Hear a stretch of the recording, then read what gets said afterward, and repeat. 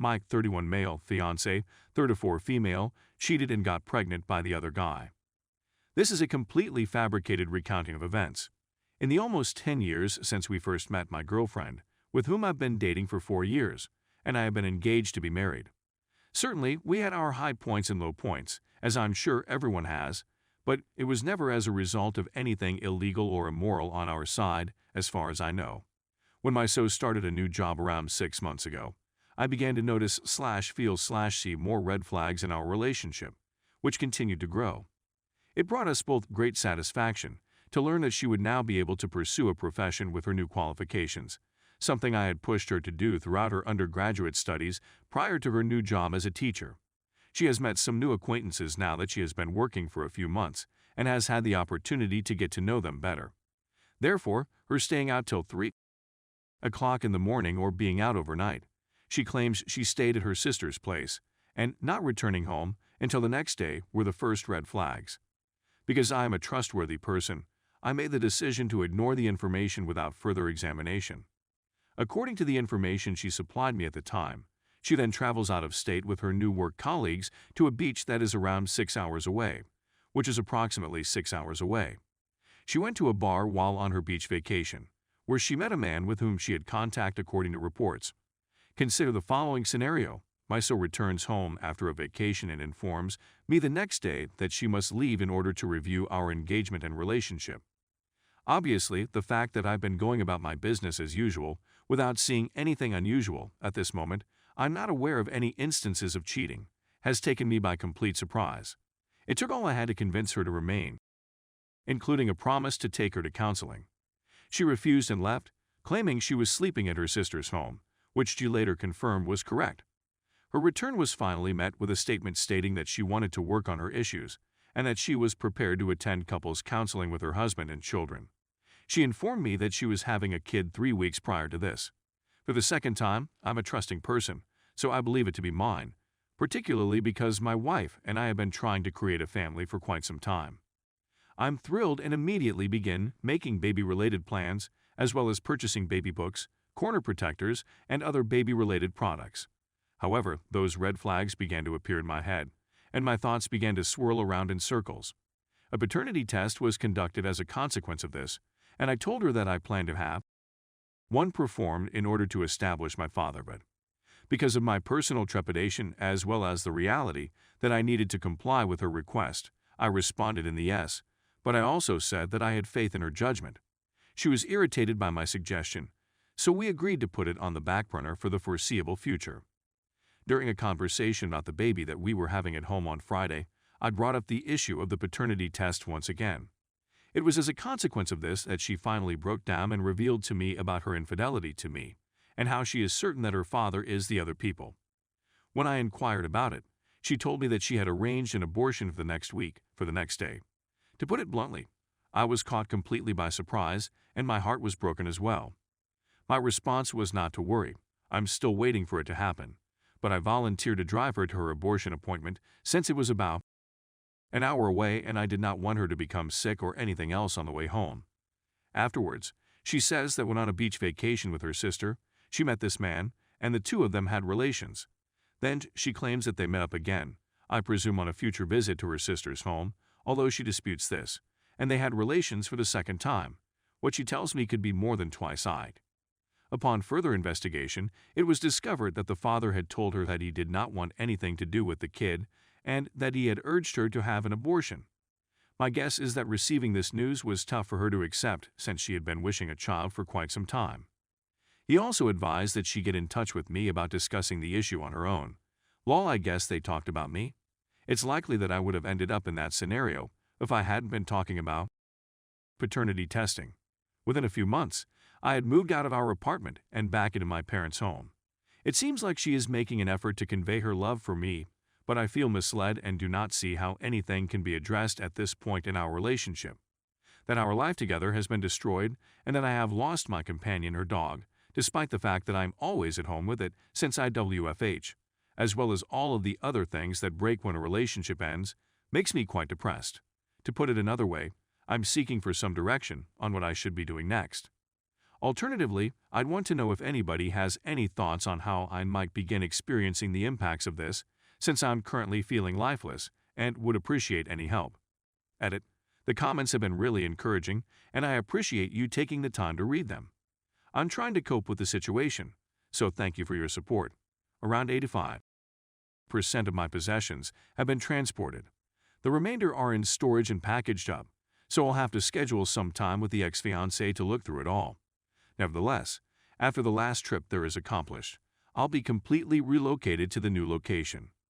I was able to get everything of significant value out of there for me. Edit 2. I had to go over and assist her in getting rid of the remaining items since her lease was set to end on December 31, 2021, but she hadn't completely moved out of the house by that time.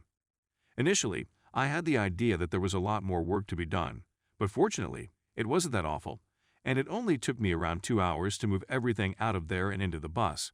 After that, I said my goodbyes to her without expressing any emotion and walked away.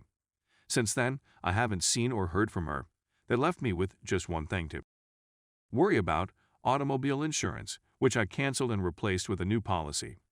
The reason I contacted her was to inform her that her insurance coverage was about to expire and that she had 10 days to get a new policy, so I gave her plenty of notice. I have no idea what she did with the extra time she was given, and it is not my responsibility to find out. 3 years have passed since I contacted her for vehicle insurance on January 3, 2022. And I have not had any more touch with her since that time. She has made no effort to contact me in the last week or so. This is not because I want her to contact me. In fact, I'm relieved that she hasn't sought to contact me through phone or any other means. I got in contact with my landlord, who informed me that I will be getting papers about my early termination fee and how to pay it in the near future. I was relieved. I was overjoyed when I learned of this development. Even though the tenants portal is available online, my account has been disabled. Therefore, I am unable to view any of the information. However, the landlord did remark that they already had a new tenant lined up, which turned out to be accurate. This is due to the fact that they have not provided me with any information on how this termination fee would be computed. But since I haven't paid anything yet, I'm just sitting here waiting for it to arrive in the mail at some time. I'm wondering whether there's anything specific to COVID that prohibits them from billing me, or if there is some other restriction that I'm not aware of that keeps them from charging me. The invoice is almost likely to arrive, but it would be a pleasant surprise to not be required to pay the $3,000. With that out of the way, things have been going nicely for me. I have not yet suffered any kind of emotional suffering due to this situation. It was as if I hadn't cried a single tear for her or for the termination of our relationship in the previous several months. I feel I have reclaimed my independence. I've been working out at the gym, taking on part-time jobs, and participating in my interests whenever the chance presents itself to me. In addition, I had planned a rock climbing and trekking vacation with one of my closest friends, whom I don't get to see very frequently these days because of our hectic schedules. Decisions are made on my own, without the need to contact anybody else or check on our financial situation or make sure that our calendars are organized, which is pretty freeing. The fact that I have unlimited freedom to do anything I want is astonishing to me. Someone commented on this page that I hadn't been sad because my future self knew how wonderful my life would be one day, and I believe this to be true more and more every day as time goes on. In my youth, I felt restricted, but I no longer feel that way, and I want to experience all that life has to offer at this point in my life. Update: I have completely removed all of my belongings from the flat. I am now entirely residing in my former room in my parents' basement, which is convenient since it is somewhat secluded and has its own private entrance. I've spoken with my parents about going ahead, paying some rent so they can make a profit from my presence, paying for some utilities and food, and helping around the home, such as mowing the lawn and shoveling snow. Overall, my connection with my parents is good. We get along well and don't bother one another's privacy. I could afford my own home, but I don't see the value in paying $1,100 or more for a one-bedroom apartment at this time, especially because I'm going to need some time to recuperate from this scenario. I could pay $1,100 or more for a one-bedroom apartment and then be alone while I heal, or I could save that money and stay with my parents. It's not a bad idea to climb the ladder. I spoke with the landlord, and we decided to end the lease early on December 31. I pay the December rent and will have to pay an additional 2 months rent as an early termination charge. They provide a payment plan to assist stretch it out. I'll have it paid off by the middle of February. As far as I know, my ex is still residing in the old apartment. I had to go over to grab some mail, and she still hasn't begun packing, which bothers me. I'm hoping it doesn't result in eviction, since it would certainly go against my record as well, because on the lease. I haven't looked into it too much, but if I can establish that it wasn't me that was evicted, I may be able to get it removed. Now that I'm a few weeks out, I've been reflecting on the weeks and months leading up to this revelation. I assume the guy with whom she had an affair resides nearby, if not in the same city. My ex prints out her work schedule, and on the day she was meant to be at the beach with her 2 coworkers, they were both scheduled to work. When I questioned ex about it at the time, she claimed they talked with management and they weren't on the calendar anymore. So I asked why the schedule hadn't been changed, and she said it was at work, but she didn't have a copy of it. Another red flag has been raised. At the time, I had a gut feeling that this didn't add up, especially when 3 individuals being off on the same Thursday, and Friday does not seem to be permitted in such a tiny business, as they only have like 7 or 8 people total. I should have looked into it more, but I let it go. I have a feeling in my gut that this affair partner is nearby, and not in another state. When she became pregnant, he stated he'd travel up here to have with her. That's a 6-hour trip. So he traveled 6 hours to get here, and then drove 6 hours back the following day. I have my doubts. I mean, I understand desperation, but that's crazy. Plus, he just recently had her, so it's not like he hasn't had any for years. I'm not sure. It doesn't make sense to me, like much of this predicament.